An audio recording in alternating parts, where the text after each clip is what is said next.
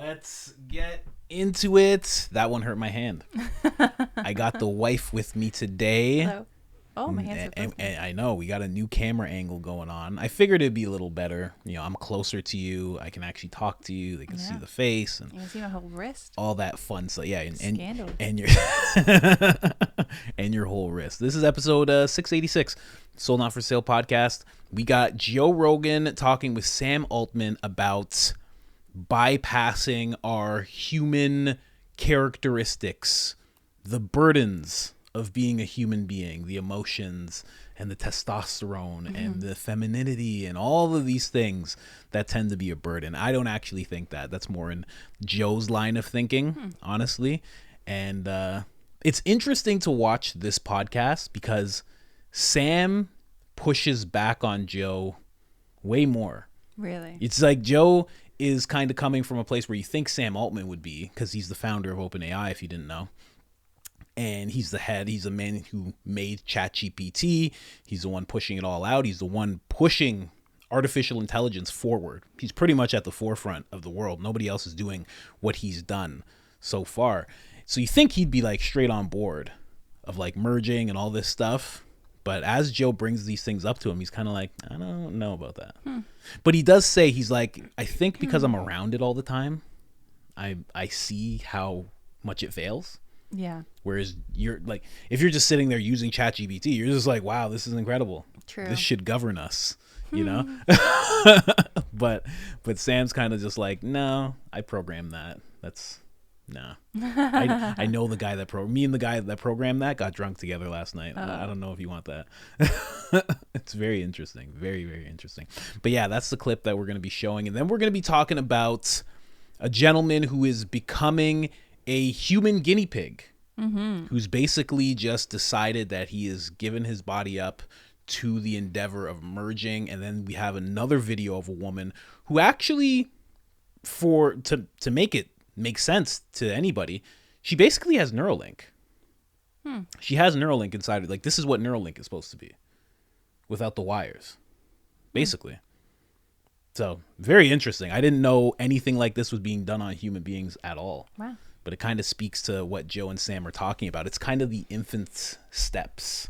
Okay, to get there. Yeah, I think so. But yeah, let's get into that clip first. Since you're intrigued, let's listen to it. Sam Altman, Joe Rogan, let's go. Protect ourselves and our tribe and our society into this future, which you can get with lots of other ways. I think that's an important impulse. More than that, though, what I meant is about, if we go back to the issue of like, where are the young founders? Why don't we have more of those? And I don't think it's just the tech startup industry. I think you could say that about like young scientists or many other categories. Those are maybe just the ones that I know the best. In a world with any amount of technology, I still think we've got to, it is our destiny in some sense to stay on this curve. And we still need to go figure out what's next, and after the next hill and after the next hill. And it would be,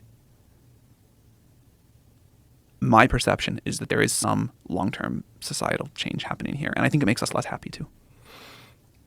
Right.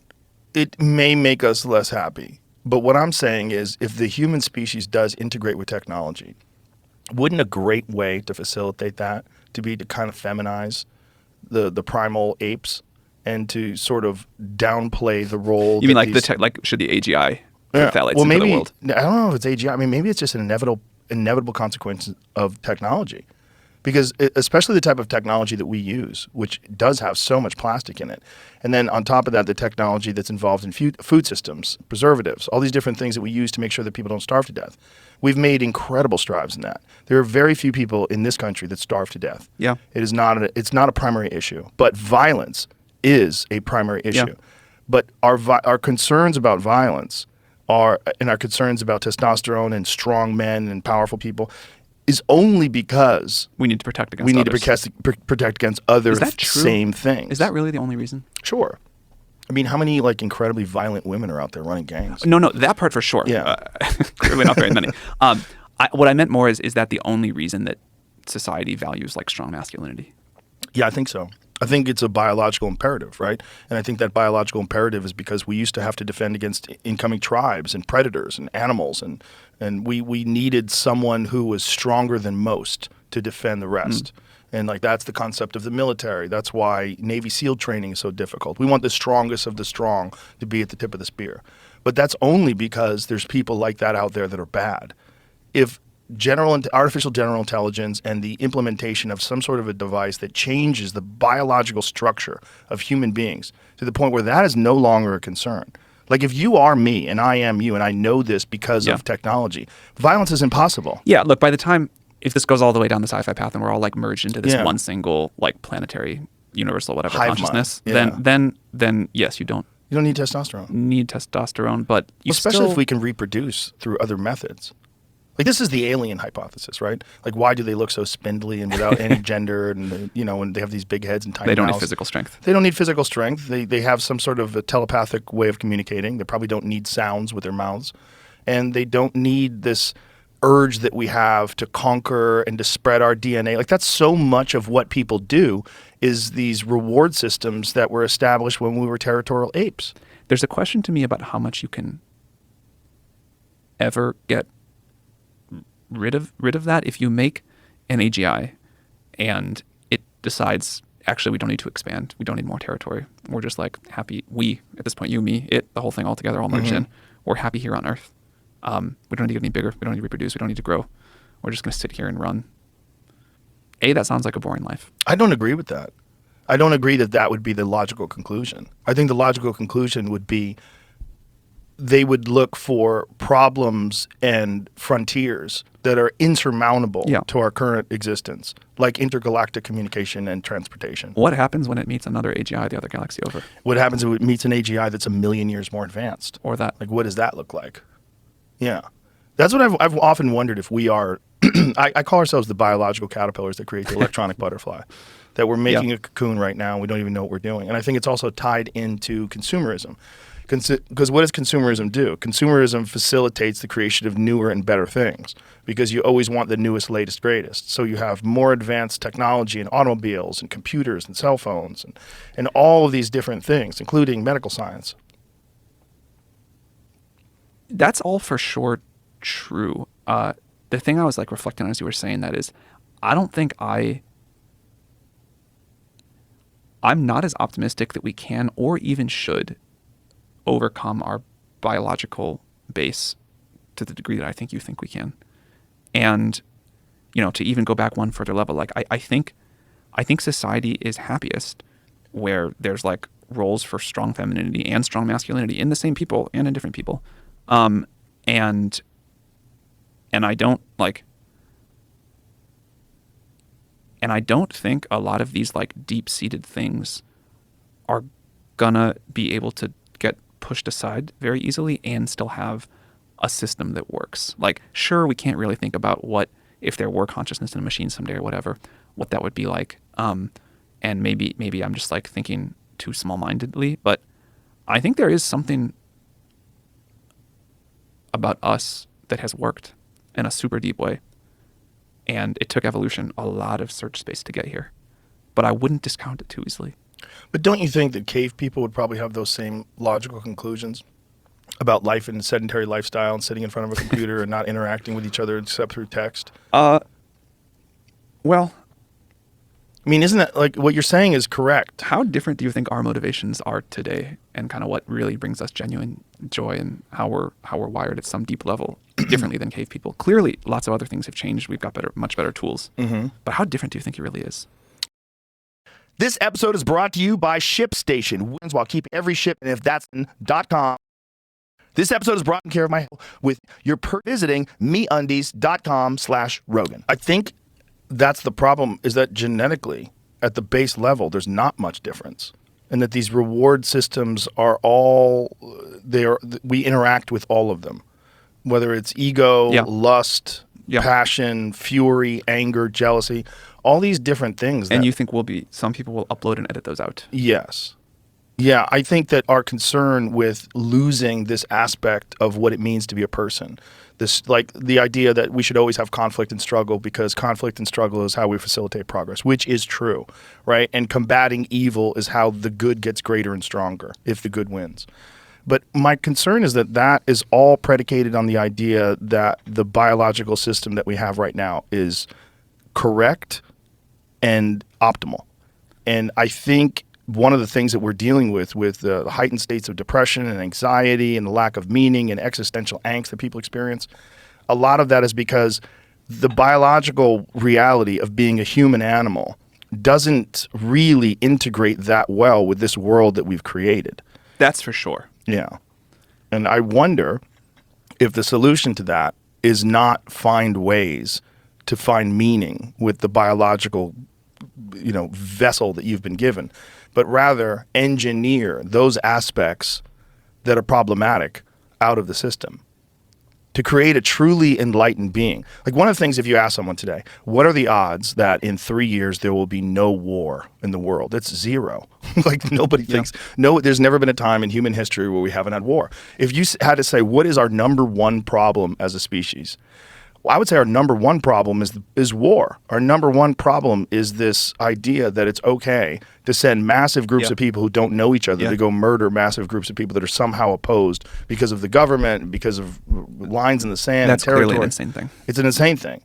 How do you get rid of that? Well, one of the ways you get rid of that is to completely engineer out all of the human reward systems that pertain to the acquisition of resources. So what's left at that point? Well, we're a new thing. I think we become a new thing. And what does that thing want? I think that new thing would probably want to interact with other new things that are even more advanced than it.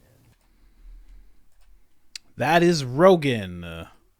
That's Rogan and Sam Altman, their discussion there.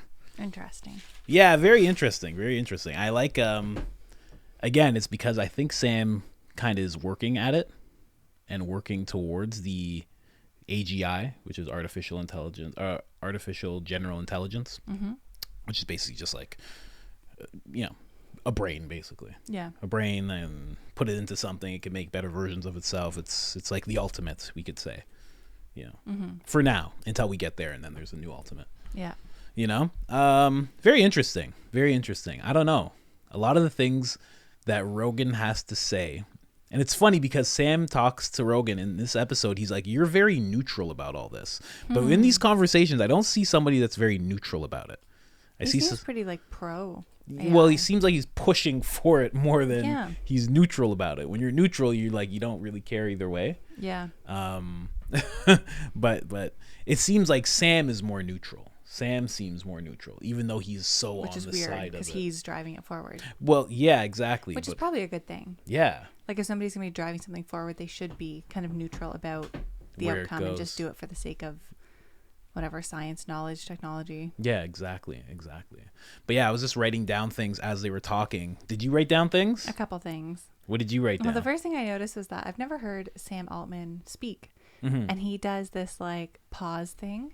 I thought the video was like not loading. And I kept like looking up at it. And it's like he talks like a computer. Yes. Like he like stops to like load. Load. Yeah. I was like, what is going on? You know what's funny? I realized that because him and Elon Musk are friends. And Elon does that even more. Really? So I could imagine a conversation they have of And like they all just these load. pauses, like they say something and then somebody, it's almost like a chess match Interesting. where you like stop for a while and you're like, you think.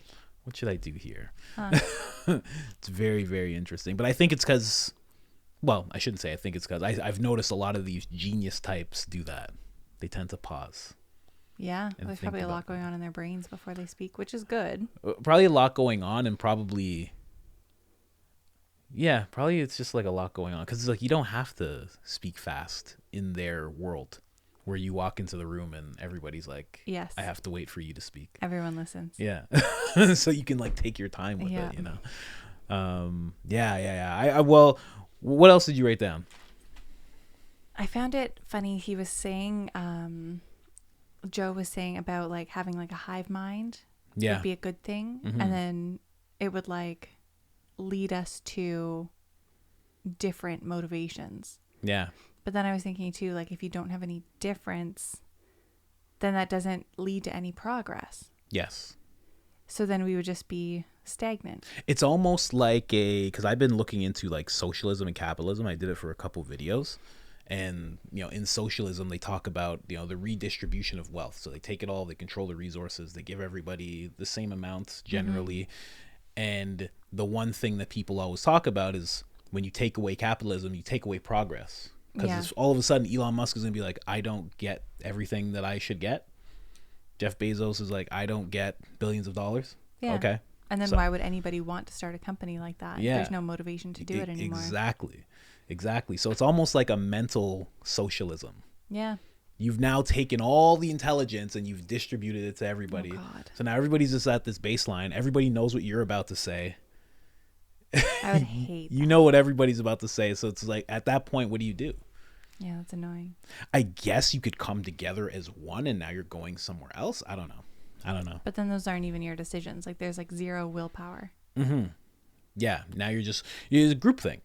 Almost. Yeah. It seems like you're moving in like a groupthink, but it's like framed as more intelligent because it's AI and you're removing all the burdens of emotions and all these things that they were talking about. I don't know. It's crazy. It's crazy that they were like referring to them as burdens to begin with. And that Joe specifically was talking about how testosterone is bad and unnecessary in a world with AI. Yeah. Yeah. I don't get that. Because he clearly has quite a bit of testosterone, It's not that he has it, he takes it. Yeah. So it's like if he really takes didn't more think of it. It was that big of a deal, like, and he like hunts and stuff. Yeah. And does kind of very traditional caveman activities. Yeah. It's very interesting for him to take that. And I don't think that's true. Like when he talked about, I even wrote it down here, masculinity is only for protection. I don't think that's true. I think there's a providing aspect to it. And I think there's, when you lack testosterone as a man, you lack drive. Yeah. You lack the want to do things. Mm-hmm.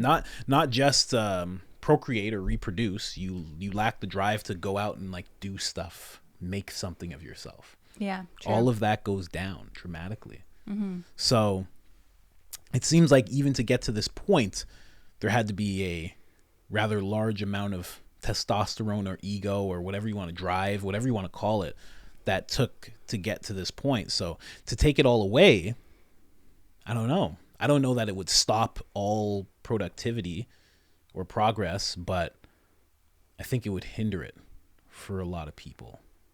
I don't know. And he was also talking about like removing femininity as well. Yeah. And just kind of making everybody the same. Yeah. Which is weird because when I think of like the feminine, I think of very kind of like nurturing behaviors and aspects and things like that. Of course, yeah. And I picture like a child being born into that. And Yes. like, first of all, like a child probably wouldn't be born if you have no hormones whatsoever, no drive. That too. You don't care about it. You'd end up like those guys who don't want the humans to exist. Oh, I forget what their movement's called. Yeah, but there's exactly. these people who want to like... We'll talk about them in another video. Yeah, they want to extinct the human race, but Yeah. they want to do it gradually. I bet you if you did a test, those guys probably have low testosterone. Oh, yeah. Even the guy who I watched in the interview, his name is Les Knight. He seemed very low on testosterone. Yeah. He just seemed probably a vegan, more than likely. He's not eating or he's not eating meat, fibers and all that good stuff. He just kind of seems very... Like that sounds like a hormonal imbalance to me. Yeah, right? Right? You're just like, I just want to sit here and exist and fade away. So when I was thinking about like a child being born into that world with no masculinity or femininity, and then it's like, what would they get? Basically just like robot parents. Yeah, exactly. And then how would that mess up the next generation? I mean, and honestly, when you say that there wouldn't be any, you probably wouldn't even have a child. That's why he had to bring up reproducing another way. Yes, exactly. Because there wouldn't be that anymore. Yeah. So now what do It'd be we like test tube babies. At that point, what are we doing as people? Like Sam Altman, he cut Sam off. I wish he didn't cut Sam off because he was like, that sounds like a boring life. And he was going to say something else, but Joe cut him off and said, I disagree right away. But it does sound like a boring life. Yeah, it does. It sounds very boring. With no drive to do anything and your only purpose is for the whole. Yeah. That's crazy. And when you say purpose, it's like, what purpose really is there at that point? And it's barely even like purpose because it's more like something overseeing what you're doing and telling you to do certain things. Yes. Very true. Because it's not your decision at that point, even if you feel like it is. Mark Andreessen, I believe that's his name. He was on the podcast and he was talking about how he can see ChatGPT and things of this nature, that everybody would have their personal one that they would just have. And he was talking about how he gave his son one and he was like, this is yours. You ask it these questions. And he was talking about how in like 10 years that ChatGPT or that AI assistant is going to learn him more and more and understand him more and more and be able to help him like drastically better than what ChatGPT does now. And it kind of would be exactly what you're saying. It would be like, you shouldn't do this because of XYZ. You don't need to do this because of ABC. And now all of a sudden it is like this thing is kind of governing you. Yeah. You know, it becomes very odd. Another thing he said, reproduce without testosterone, which would be hard. Now we have another way of doing it. Now we have children who are completely disconnected because I assume they wouldn't be coming up inside a mother. They would be in an outside womb type of thing. Yeah, that has to mess you up to begin with. Which they are experimenting with. I've seen a prototype of it. I shared a video with some friends. I might have shared it with you too, but it was like an outside womb thing. That's crazy. And this woman's like, the baby will be able to grow here and blah, blah, blah. And at that point, if you're this thing that Joe's talking about, you're probably not going to have this baby in your house because you do not care. Why would you want to? You're going to have it in a facility. Yeah. Like all of this leads down very bad paths. And like, why would anybody take care of a crying baby and deal with that waking you up in your house all the time? Yeah.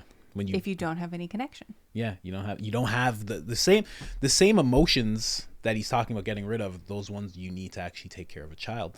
But I also think that those same emotions are what get us to the place we're at now. I think you need those emotions. Like he was talking about editing out emotions. I just wrote why edit out. I think you need those things in order for all of this to make sense and work. For sure. For the world to make sense and work. For you to take them all away, I don't know. Yeah, because everything we see and hear and learn is filtered through our emotional response to it. And that's how you know if something is good or bad in your mind. Yeah. So if there was no emotional response, then you would never know how you feel about something, which is so important. And at that point, it's almost like, people always bring up you will own nothing and be happy. It was something that the World Economic Forum was spouting at one point, and then they like deleted it and denied it. All, yeah. Even though I read the article to you. Yeah, exactly. But it's interesting because it's kind of like that. Because people always question, well, if I own nothing, who owns what? And it's like, well, there's one class of people that own everything. And it's like, if I don't have emotions and I'm not thinking, like, it goes back to exactly what you just said. Like, there's something governing over you. Then who decides what's good and bad? Yeah. And then also it becomes to the point of intelligence. We're talking about this thing that has all this intelligence. And I brought up how socialism, like, is it going to distribute it evenly? Is it going to give us all access to exactly what it has? Yeah. How does that work? How do we do that? Does everybody get it? I guess if nobody has any emotions, there's no more evil people. But then there's also no more good people. Yeah, but also like that's the definition of a psychopath. Right? Is not experiencing emotion. Yeah. So you also have zero compassion. Yes. So you could just, like if somebody like broke off the hive mind. Yeah. They could literally just go kill everyone and they would not care. They would just break off and be like, I'm going to destroy all this. Yeah. Click. It's kind of like what in the Matrix, that's what the Smith agent kind of wanted. The Smith agent was like, I want to leave here. And he was like becoming rogue. Yeah. But then what actually balanced him out is that he started experiencing or at least showing emotions. Oh, there you go. He started getting angry. He started getting mad. He started wanting, and all of those things made him start pursuing. It made him want to pursue where his colleagues didn't have any of that. So they're like, what are you doing? Yeah. And he's just like, smell. Smell. They're like, smell. You shouldn't be able to smell anything. We're like, what are you talking about? Like, weird. He started getting all the human stuff. You know what's funny about that movie? Just to break off, people talk about the Smith agent is actually the one having the awakening. Oh. And not Neo. And if you watch it back and you look at Neo, he's very emotionless. That's true. Through the whole thing. He's kind of just, they're just like, you're the one. And he's like, am I? Oh, I don't know. You know, then they shoot him. He gets up. I can see this now. I can do this now. Like, he's very much like a program, where the Smith agent is like becoming more human. Interesting. He's like waking up to the whole thing, and he's just like, what is going? He's like, why am I here? Like, when does this stop? Yeah. He's like trying to. That sounds very human. Yeah, right. He's like, I want to get out of this. He's like, why am I stuck in this place? And he's the one that ends up having the awakening. He's the one that goes to the Oracle and says, hello, Mom. He's the one that starts establishing these weird relationships. Like, he's the one that starts understanding what it is to be human more than anything. Interesting. And he's the one who understands that he needs to break out of this. Whereas Neo, and if you look at Morpheus and all of them, they kind of react like programs. They're just like, we upload into this, we move out of this, we teach you kung fu like this, we jack into this. Yeah. It's like, they're very much not human when you look at it. And the Smith agent actually is becoming more human. It's very interesting when you think about it. Yeah, I can remember. Yeah, you should. I haven't watched that in so long. Yeah, it's interesting to think about. There's videos about it too. They talk about it. Like, a lot of people are starting to realize the Smith agent is actually the one, and it's not Neo. Yeah, and it's weird. And the Smith agent what ends up happening is that he takes over so many agents and people that he's running around almost like a hive mind, but he has this emotion to him. But the one thing that actually messes everything up is that he actually uploads Neo, and Neo's the program. And think about it, as soon as he uploads Neo, everything resets. So Neo was actually like this program where the Smith agent, if he just broke away and just didn't care about Neo, he could have been free. But he decided he needed that one more thing, which is what people usually do, and then everything goes bad. Interesting. So it's almost like he's doing like what human beings do. He just went after one too many things, and then it just all resets, which is what Sam Altman's doing as well. Yeah. Just tying back into the conversation. But yeah, and then why would it want to travel? That was another thing. Yeah, because that's Joe weird. brought up like, oh, it's gonna want to go to other. Why would it want to? No, it doesn't. It won't want anything. Yeah. There's no point. Like, why would it want to explore? Why would it want to meet something more intelligent? Yeah. It could just be like, well, if I just sit here, I'll become that 1,000,000-year-old thing. Unless it's like malicious intent, like it wants to meet something more intelligent to take it over and gain intelligence. Right. And then at that point, is that an emotion? Are we human? And then he said the one thing that didn't make any sense. Well, a lot of it didn't, but the enlightenment, talking about the enlightened being, because the way you become enlightened is going through your emotions. You deal with your bad emotions, you deal with your good emotions, like you keep on learning through all of that. Yeah. So yeah, it's very, very weird. Like, you're not going to become enlightened if you just pop out of the womb, so to speak, with just no emotions or anything. Yeah. You're not really enlightened at that point.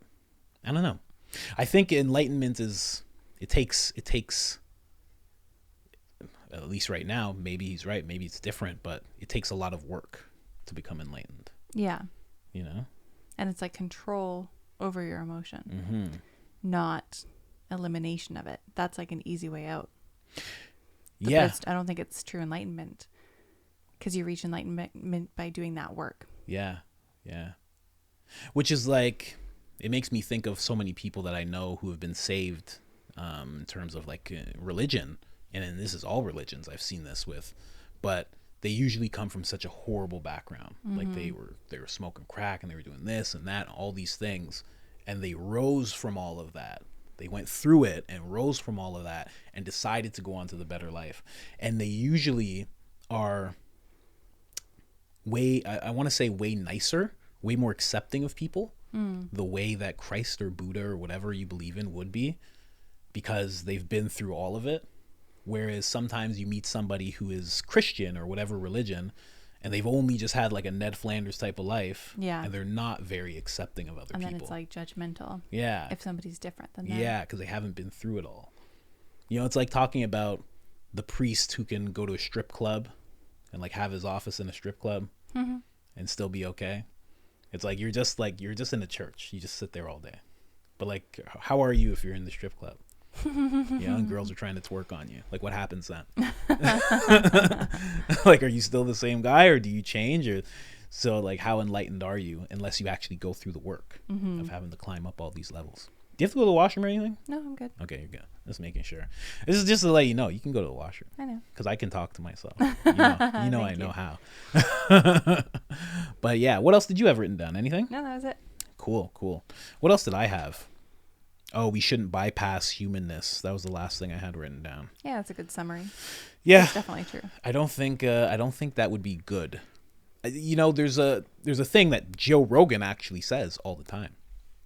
He says, don't, and he does it when it comes to comedy, because so many comedians are doing comedy, but then they'll go to acting, and then they'll go to this thing and that thing, and then they stop doing the comedy. And then all of a sudden everything falls apart. And it's because their foundation was comedy and they left it behind. They didn't keep strengthening it. And he always says, don't forget who brought you to the dance. He's like, you have to leave the dance with who you came with, Yeah. And in this situation, it's like this humanness of us is what brought us to this point, to this dance with AI. So it's probably good if you don't let it go. You need it. You need it there. I think at the end of the day, what should happen is there should be some people who merge with this and go full that thing. And I've said it before, and leave. And go find another planet for us. Your mission is now to make sure that the flesh humans have another place to go. And while you're doing that, you can amass all the intelligence and everything, and you can feed it into a computer and we can see it. But other than that, go. Because you're not going to have fun here. No. And you're going to eventually try and turn us all. Yeah. So you should just go. Explore. True. You know what's funny? You know what's a funny thing? Let's pull up that other stuff. But you know what's a funny thing I think of? What if in Star Trek, that's what all those people were on the ship? They're all like cyborgs. Oh, that's why Spock has like no emotion. Well, just that's why they're traveling and they never go back to their planet. Maybe they're just made to look like humans, but they're actually... And they just need that little bit of struggle, but you never see them eat. You never see them hungry. You never see any of that stuff. Right? I guess. I don't know. I haven't watched enough Star Trek to know. Oh, I used to watch so much Star Trek. My dad used to like it, so really? I would just sit with him while he watched it. Oh, I used to watch the old one too. The old one, Captain Kirk. So this gentleman is the first steps of this. I intend on being a human guinea pig. Do you have that story in front of you? Yes, I do. Okay, let's this is the gentleman. His name's Peter, what is it? Peter Scott Morgan, 3 first names. And this is him. He's given in to this whole thing. Yeah. But he kind of doesn't have a choice. He has the same disease as Stephen Hawking did. Yeah. Motor neuron disease. So he kind of had to do it. And what do you have? Oh, they can't even let us see this article. I can see it on my side. Really? Yeah, just... Oh, great. I don't know. Well, what is it? Read it to us. Okay. I didn't know that. Yeah, that's weird.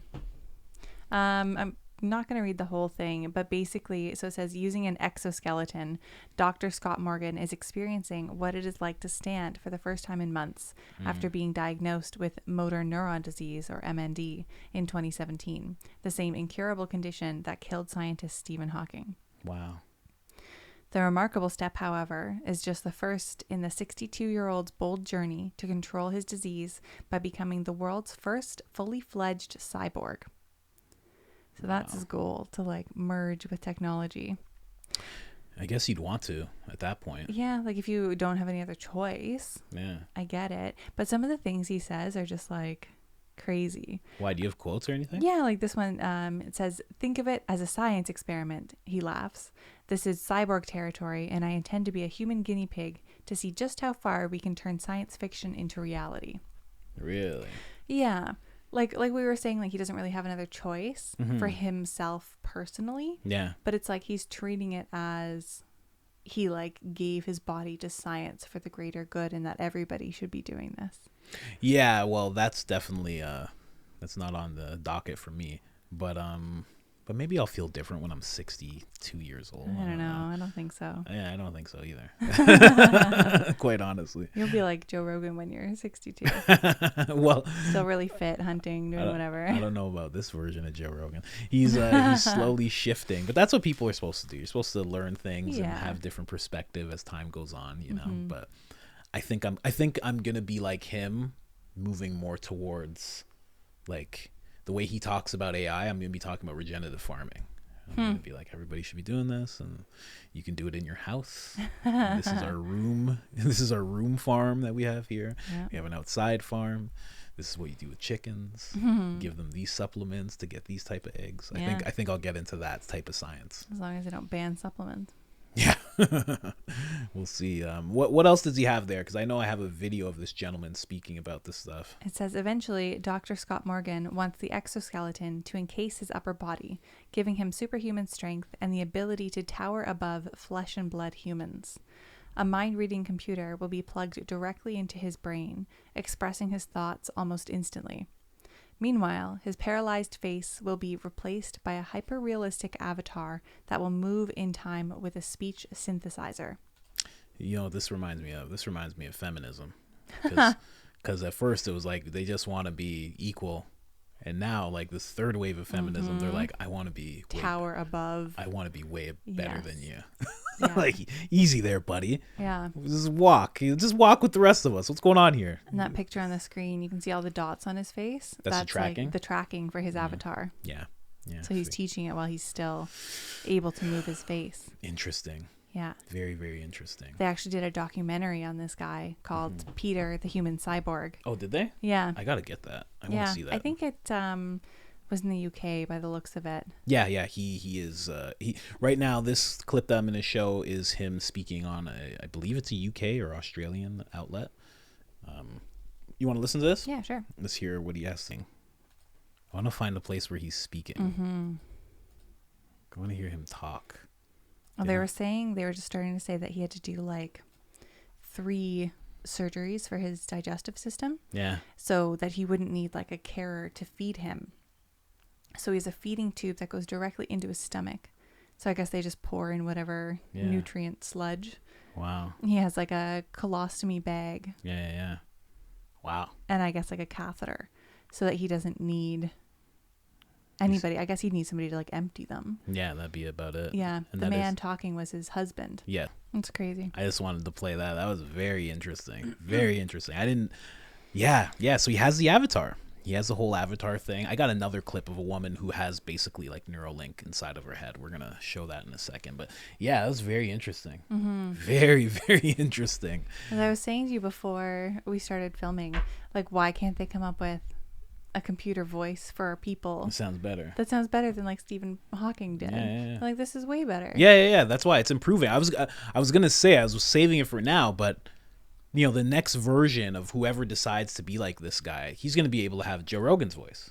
Yeah. Because of now what we have with all the AI stuff. True. You're going to be able to have Drake's voice. That'd be crazy. There's going to eventually be somebody who's like that. Who's going to be able to be in the metaverse, right? And they're going to be able to have their avatar be whatever they want. They're not even going to be stuck to like who they were. They're going to be like, give me Chris Hemsworth with long golden dreadlocks. They're going to be like, that's what I want, obviously. Like, that's so funny. Give me that with green eyes that shimmer. Done. Green glowing eyes, please. And make me 10 feet tall. Right? I've been in the metaverse quite a bit, and like they have a lot of people. There's like guys who run around and they're just giant avatars of like naked guys. I've seen that. It's very weird. And they got like the appendage and everything. Oh, jeez. And they'll walk up to you and they'll just be like, "Hey, what's going on?" And it's just like in your face, and it's like, "Bro, come on."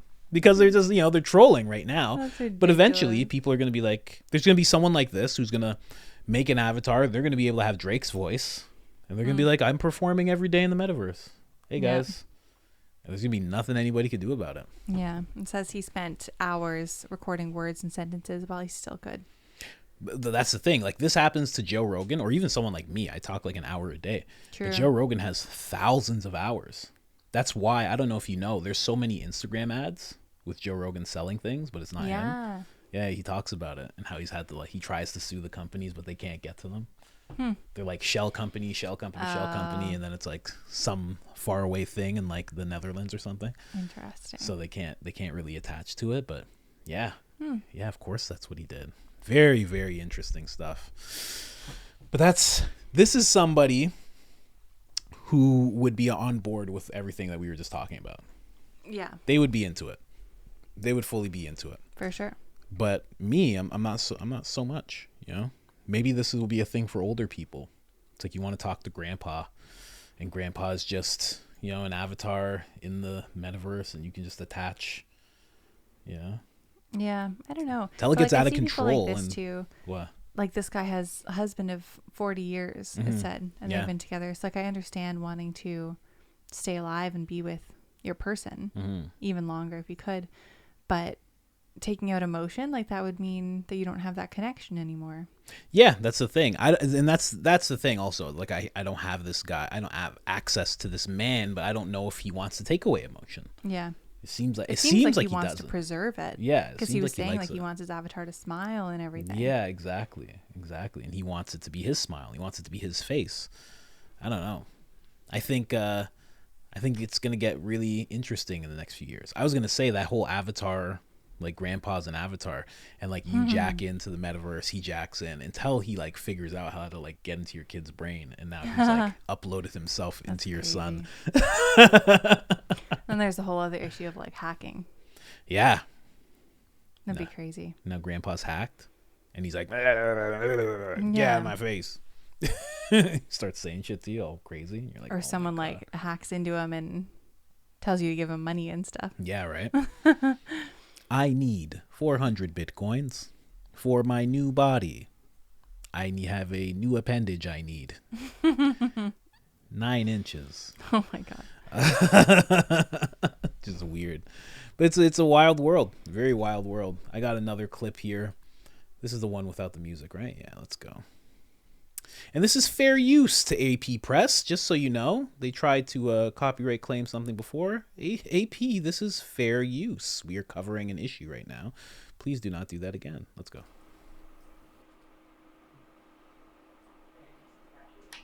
So this clip we can actually talk through because it's just this. But like they actually have this woman jacked up to this thing.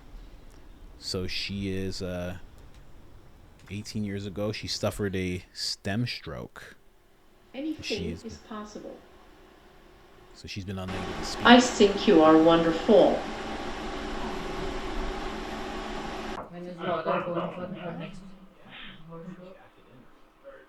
They're jacking it in through the top and I think another sensor there. Ew. But they're basically just plugging it in.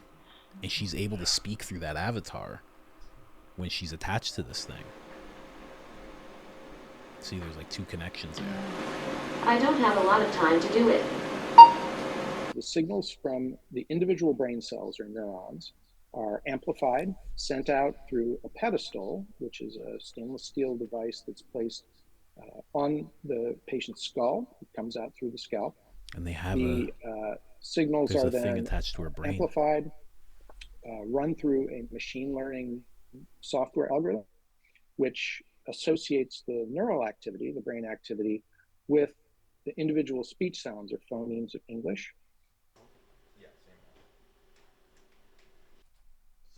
So I just wanted to play that. That's crazy. It's interesting, right? It really, you know what this makes me think of right away? What is it that Elon Musk wants to do that he has to get approved for monkey trials and now human trials? And then these people can just do it. They're already doing it. So what is it that he wants to do? Maybe it's because it's like elective. It's not medical. Yeah, maybe. You know, because these people probably would consent to like any kind of medical testing. Because she literally has a little thing on her brain. So they had to actually, and she has a scar, you can see it. So they probably opened it up, put something on it, and now that thing connects and it actually that's crazy. Allows her to interface with a computer. It's crazy that they can do that, but not just fix her issue. Right? Right? It's very interesting, yeah. But that's the thing. Elon Musk is now claiming that his thing is going to be able to fix that issue. That you're not going to have to speak through an avatar. You're going to be able to speak. Yeah, we'll see. I don't understand what he's doing that's so different, but... I don't know. But, like, I would argue that probably 99.9% of people who have speech issues like this would prefer to just have their issue corrected and live as a normal human. Of course. Than go through computer technology. Of course. So it's just like a crutch. I feel like we're putting a lot of money into the wrong thing. Yeah, true. Because this is a lot of money for sure. A lot of money. Yeah, it's insane. But I mean, yeah. The thing is, eventually, I guess if you tell somebody that the only way is through this, then they're willing to try anything because of the situation that they're in. Yeah, I guess. You know?